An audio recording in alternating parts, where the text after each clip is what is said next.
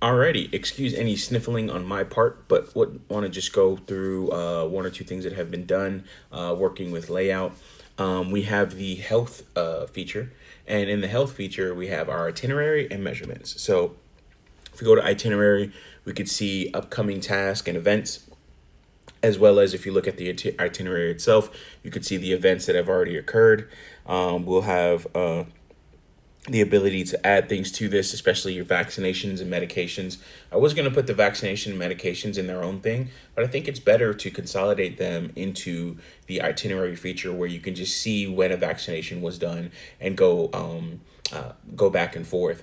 I'll still be working on this and making this look a little bit better and working on the layout.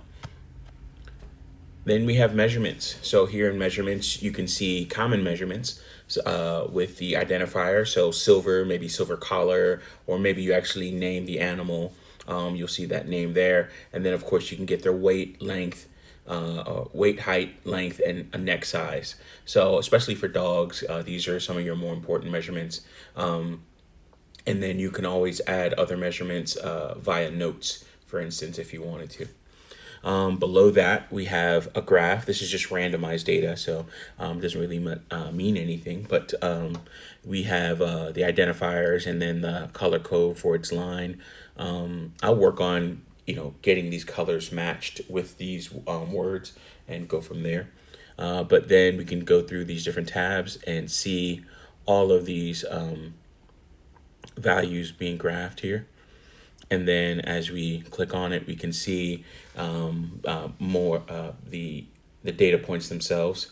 So we can see the date and then what identifier, such as the name in this case, and then the actual weight, or in this case, length.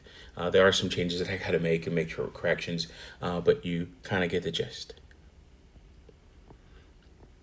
And then we will have a modal here, and that will be a pop-up or a modal here that shows up so that we can actually put in information for measurements, and I'll continue working on that.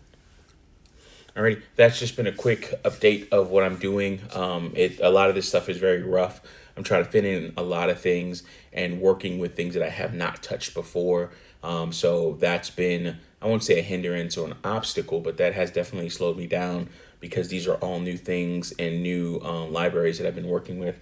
But it has also been informative and allowed me to think about better ways of displaying this information. With that being said, thank you so much. Bye.